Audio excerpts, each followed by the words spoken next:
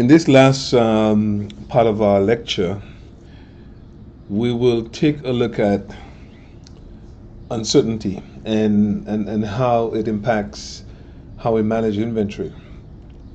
Now, so far, we've assumed that the demand for the items have been constant, they're known, and that the lead time is also constant. But what if we relax those assumptions and we allow demand to be variable and we allow the lead time to be variable? How does that complicate things? It does make it a bit more complicated. So we're going to talk a little bit about introducing some probability into the models and looking at the respective impact on probabilistic lead times and probabilistic demand. One of the first concepts to keep in mind is the idea of safety stock. And when we talk about safety stock, what we're doing is we're basically hedging against uncertainty in demand during the lead time. So the idea is that if we knew the demand and the lead time and there were no changes, remember that the reorder point is a simple calculation, which is just the demand times the lead time. But because the lead time can vary, or the demand during the lead time can vary, then we need to hedge. And so what we do is we keep a little extra, and that little extra we call it a safety stock. So how can we go about calculating what the right level of safety stock is? Now we could do a very sort of empirical calculation. Let's say we had a situation where our current reorder point is 50 units. Now 50 units, and we want to determine whether we should add some safety stock to that. Well, let's kind of do some calculations to determine how much safety stock we should keep. So assume that we're going to order 6 times a year. So basically the process repeats itself. Each time that we place an order, there's that risk of a stock out from either the lead time being variable or the demand being variable. But we're just going to consider the case where the demand is variable, not the lead time itself. If we incur a stock out, we'll lose $40 per item. And then, but if we keep an extra item in stock, in safety stock, then we will incur $5 per frame per item. So here's the number of units, and here's a demand pattern, what we call an empirical distribution for the demand.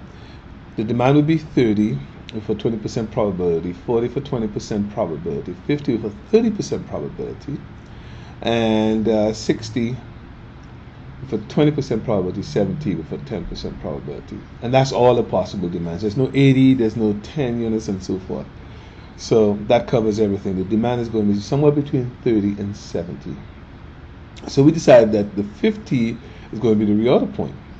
So during the lead time, if the demand happens to be 40, well, we will end up with 10 units extra. We're not going to run out of stock.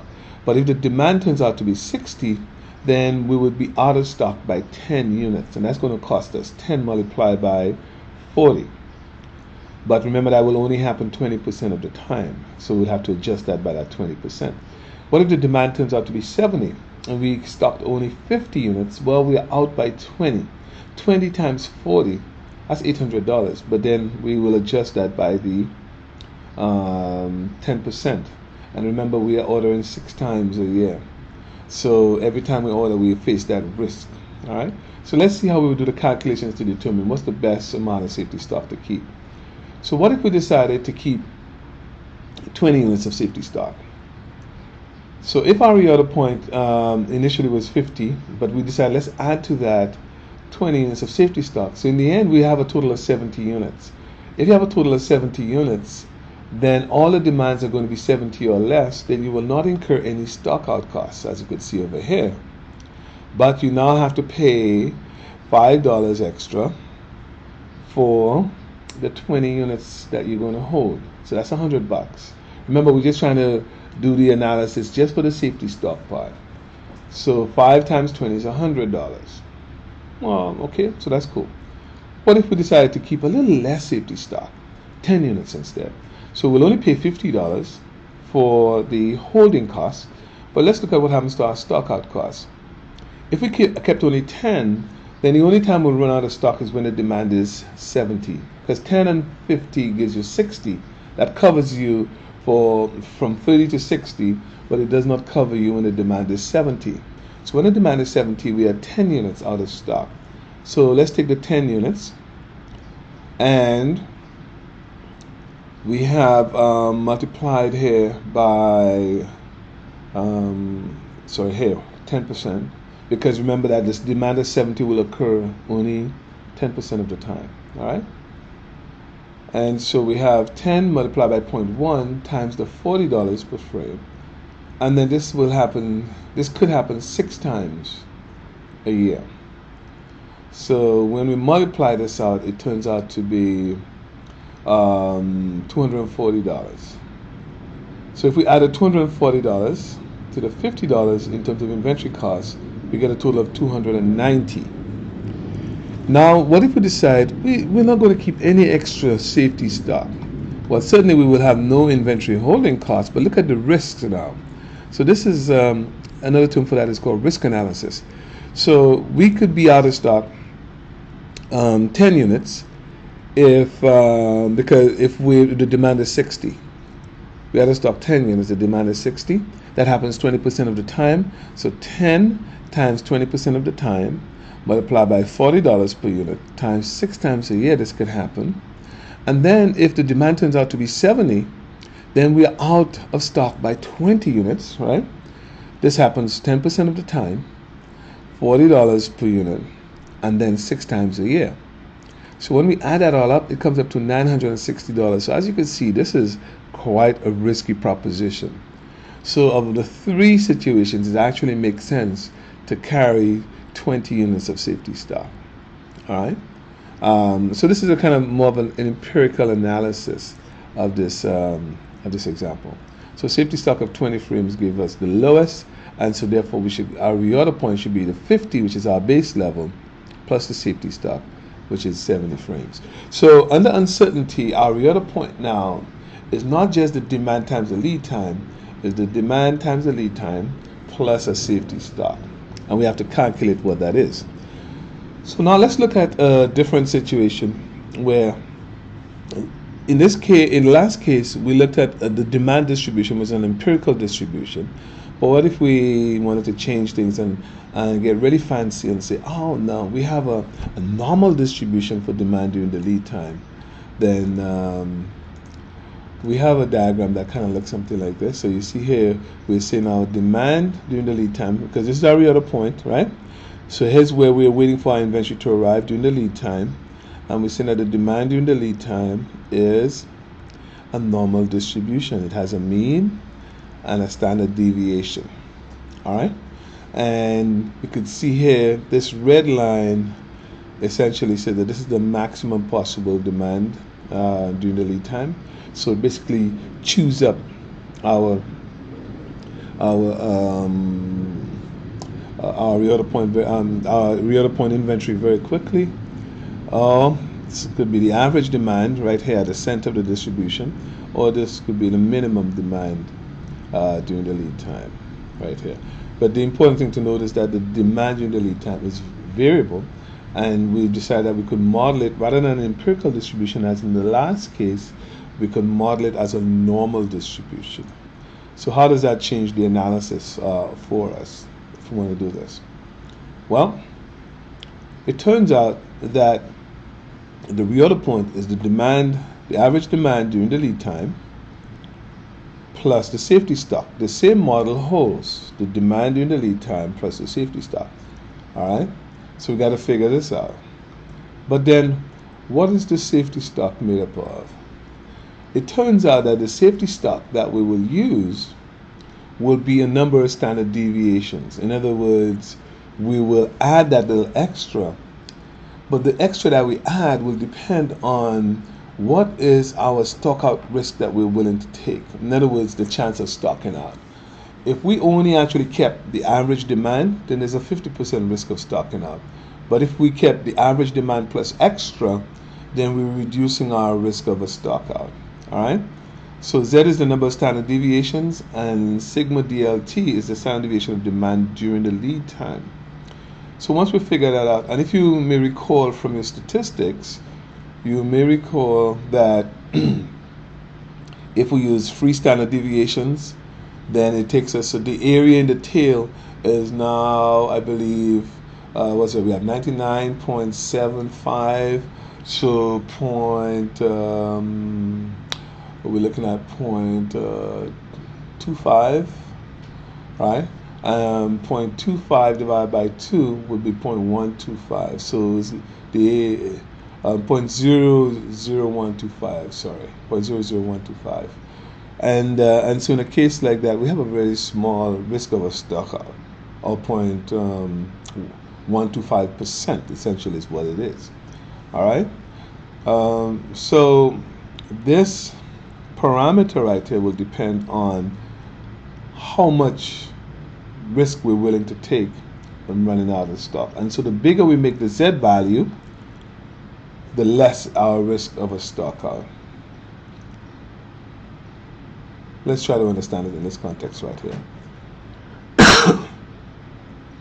So if this is our demand distribution during the lead time, if we only stock the average, anytime the demand is greater than this area right here, we would incur a stockout. That's what I was saying.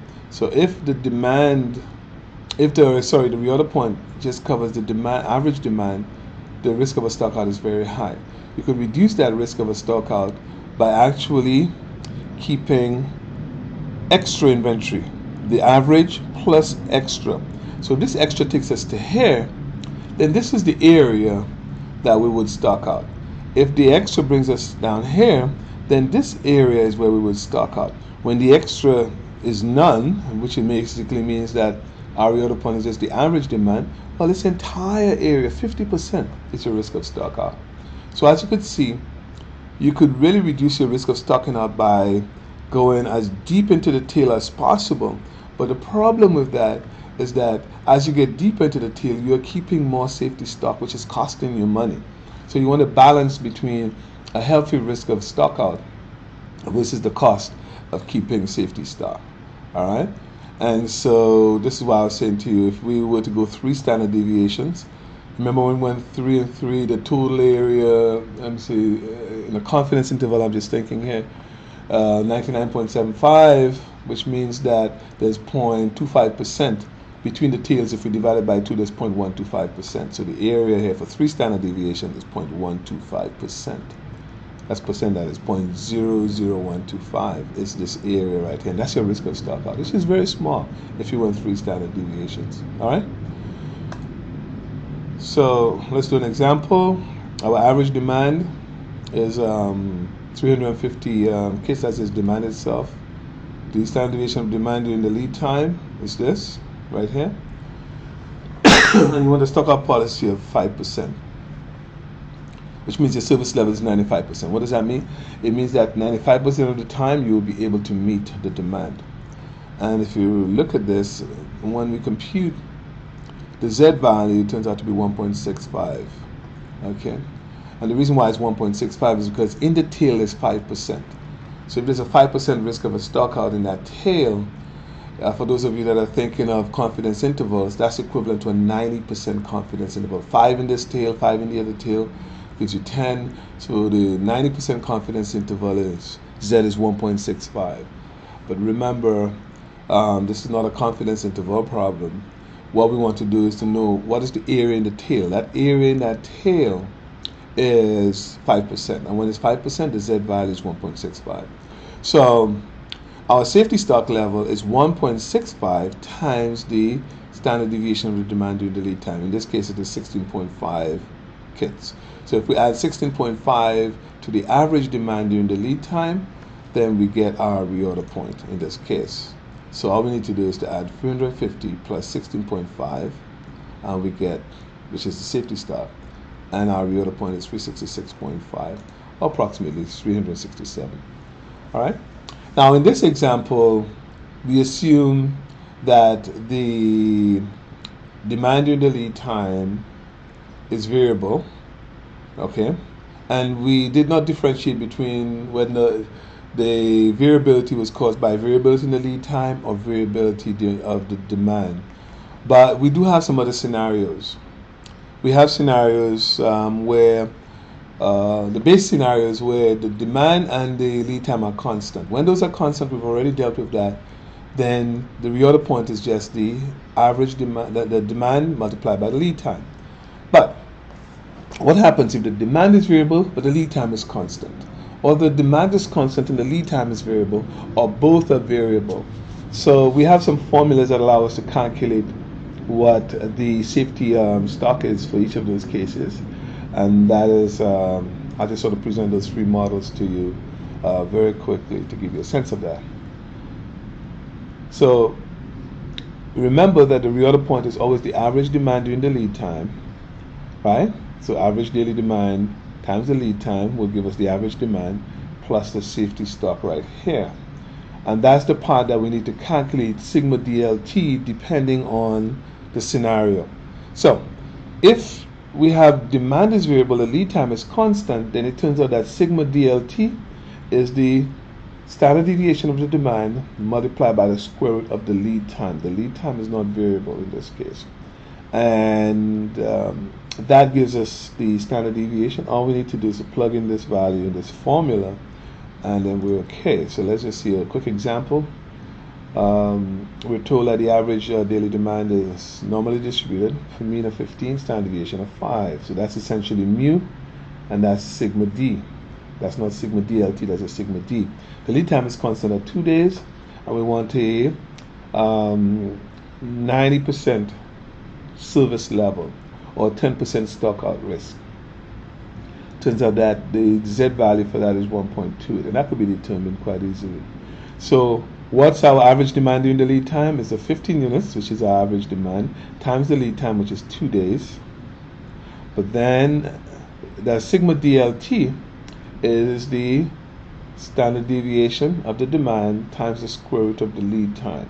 So that's the 5 times the square root of 2 times the Z, which is 1.28. So that portion right here is our safety stock.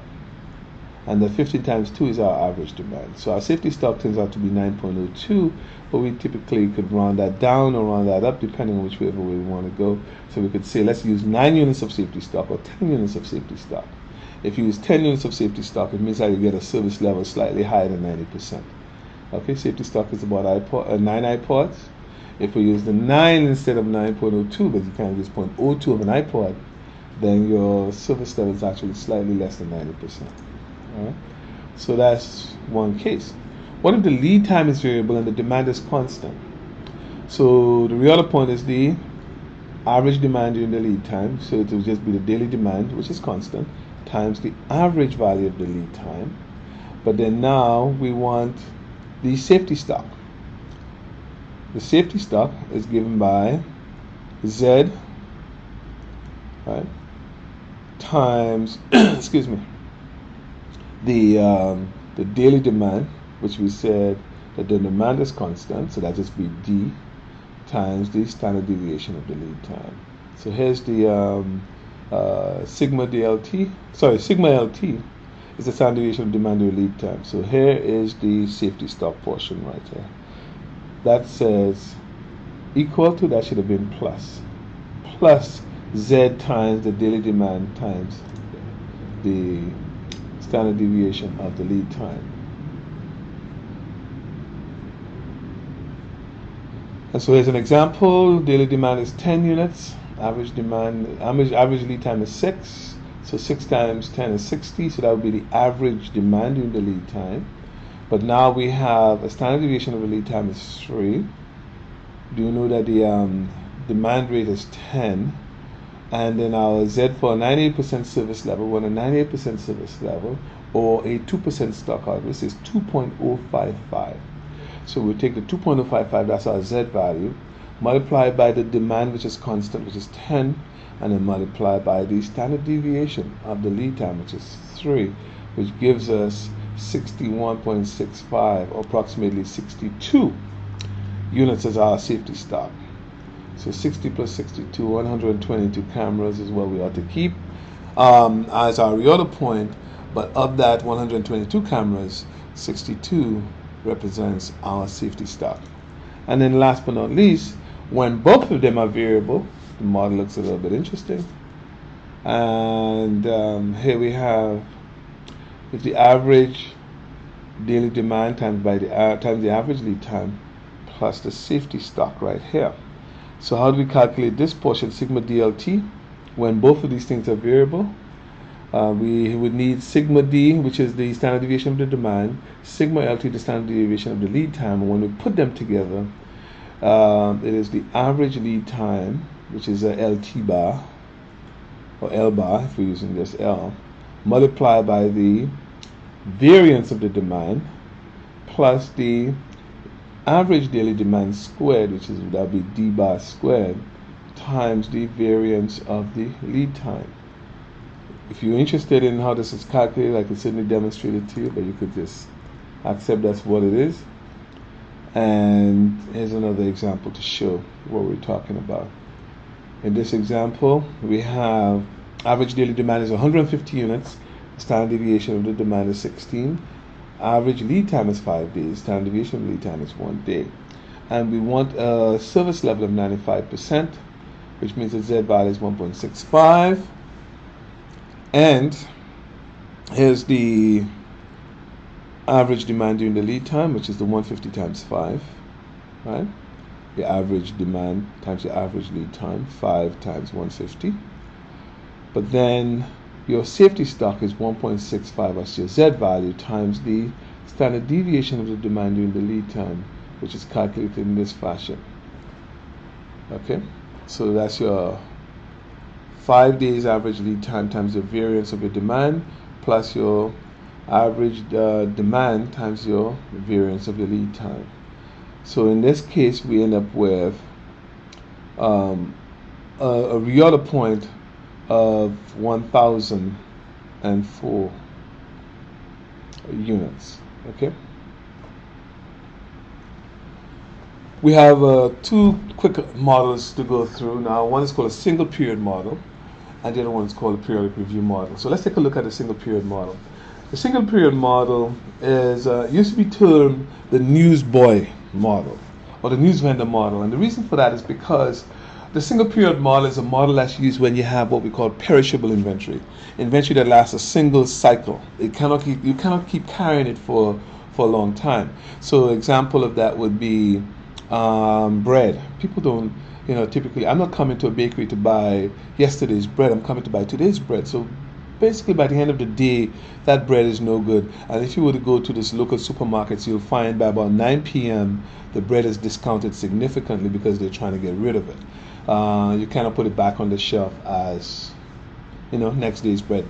Now, certain types of bread, like for example, your bread that is baked in these mega bakeries, like your sliced bread, those have a shelf life of several days, and so they will keep those on there. But we're talking about freshly baked bread, artisanal bread, like your baguettes and so on, your sourdough breads and so forth. Those typically, in those bakeries that are baked daily, they would at the end of the day discount those items that are left behind. So the reason why this was called a newspaper or the news vendor model is because nobody buys yesterday's newspaper unless you are in it. So at the end of the day, the newspapers are no good. People want the next morning's paper, particularly in a daily paper. All right. So what happened is that the news vendor had to determine how much inventory to keep in stock, because if they kept too much, there's a risk of not selling that next item. But if they kept too little, there's a risk of missing an opportunity because somebody could have wanted a newspaper that they no longer have. So you want to balance the risk of a stock out with the risk of actually having excess inventory. So what we do is we calculate two very important parameters, and we do what we call marginal analysis. We try to balance between those two expected costs. One is the expected cost of having too much inventory, or what we call overage cost, and one is the expected cost of having too little inventory, or underage cost, or shortage cost. So what we got to do is determine what those unit values are. And so if we look at a case where there's no salvage value, because in some cases there could be salvage value, we could say, okay, the shortage cost, the cost of being short is your sales price minus the cost of the item. So that's the profit that you could have made if you had that extra item. And then the overage cost is the cost of the unit minus the salvage value. In other words, if it costs you 5 cents to make it, and then you could get a salvage value of 2 cents, then there's the net cost to you is really 3 cents because you could actually salvage the item. Okay, so that's why people have markdowns or sell downs at the end of the season in the fashion industry, because they're trying to recoup some of the costs associated with it, and they'll sell it at cost at the very least so that they don't lose anything. Okay, so we call that the overage cost or the cost of excess. So your service level should be such that there should be a balance between in other words, what you should err on the side of making a profit. So you look at the shortage cost and you divide it by shortage plus overage. Now, if those two happen to be equal, shortage cost and overage cost, then as you could see, your service level should be about 50%, which means that you would kind of stock the average inventory. Average demand is what you would stock. But if the amount of profit that you might make is greater than the cost, then you will tend to stock more than the average demand. If the profit unit is smaller than the cost, then the cost of being over, then of course you will want to stock slightly less, because this would be less than 50%. You want to stock less than the average demand. So this formula really helps us assess that. So here's an example for us where we have average demand is 120 papers per day, standard deviation of demand is 15 papers. So when we calculate the cost, 125 minus 70 is 55 cents. Cost of overage, 70 minus 30, which is 40 cents. So we could see here the cost of your shortage cost is higher, which means that the profit, the unit profit, is actually larger than the unit cost. So you'll want to stock more than the average demand. So the service level should be somewhere around 57.8% or 0.578. And so that takes us beyond that midpoint right here. And you see the shaded region is 57.8%. So what we got to do now is to figure out what this value is from using our normal distribution. And we know if we could find the Z value from a normal curve based on what this area is, then we know Z is equal to X minus mu over sigma. Well, this is our X value, this is mu. We know the standard deviation of the demand. Then we could actually compute what X is, and X is our stocking level. Alright?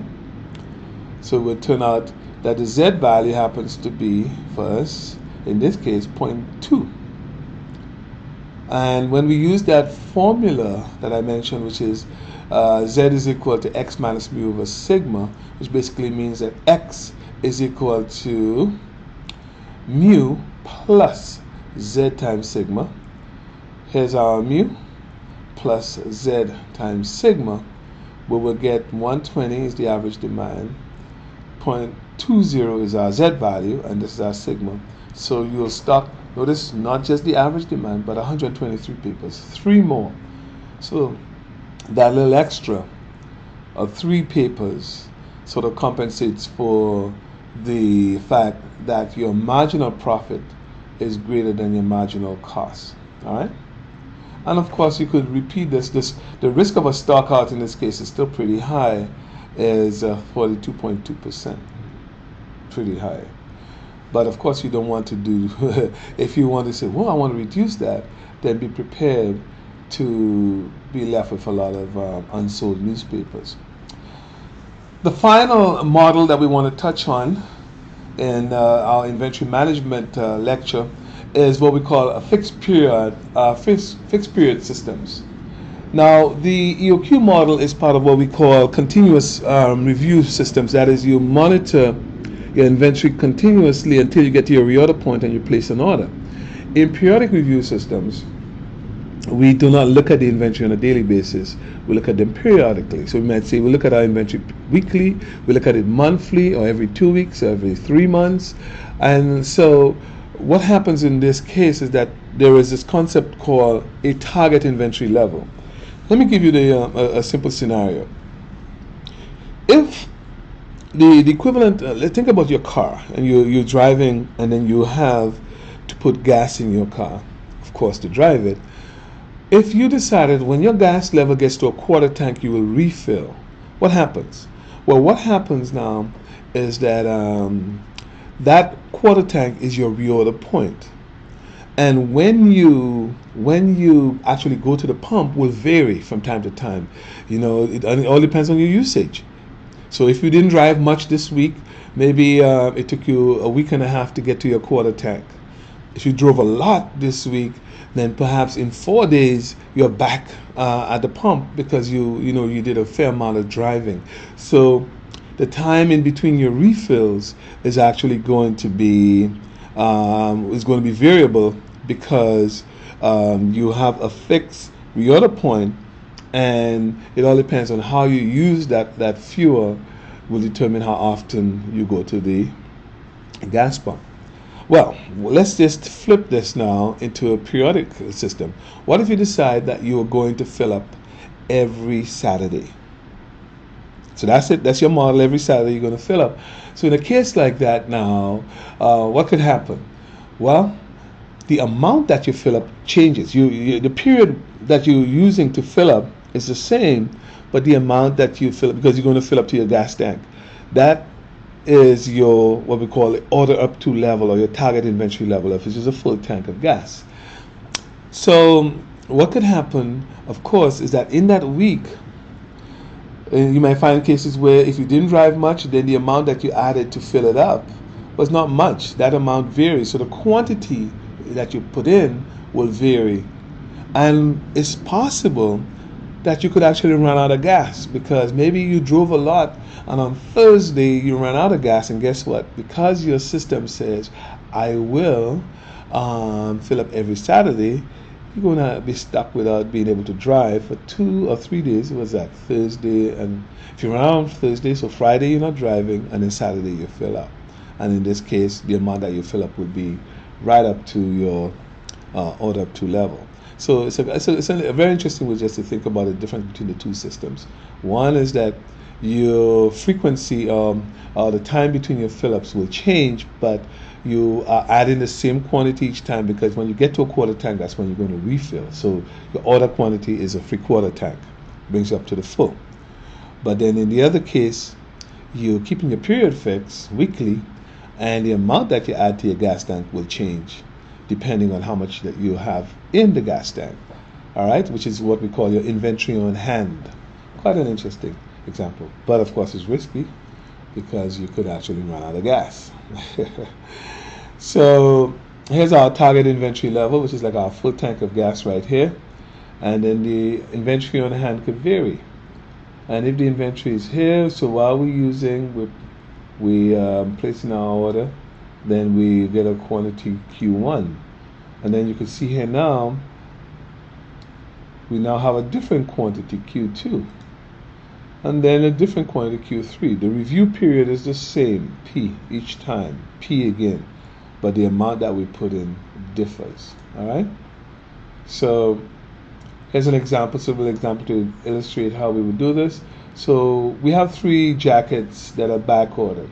So before we actually go to fill up, whatever it is, we back ordered or place our order, we back ordered 3 units. We have no jackets in stock. Our target value is 50. So the amount that we will actually order when we do place the order is the target amount, 50 in this case for us. How much do we have on hand? So if we had 10 units on hand, then you'd only need to order 40. But of course, we have nothing on hand. And an earlier order is not yet received. So the earlier orders not yet received would be, what if we had, we were expecting already 10 units, 15 units or something. Then we would have to remove that from the target, because you know that you're about to receive that.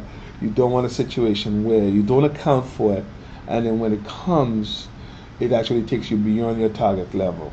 All right? And last but not least, the back orders, because you have to satisfy the back orders. So you have to make sure you have enough. So let's say in this case, we are not expecting anything, and then we have no inventory in stock. So we need to be able to get to our target level of inventory plus cover off the back orders. In this case, our quantity will be 53 jackets. Simple example. All right. And even though we don't do the calculation here, but we can do calculations, and we could actually determine safety stock levels for periodic review systems that consider variability in the demand and variability in the lead time as well. All right. But for some reason, our text doesn't actually cover that situation, so we'll ignore it here.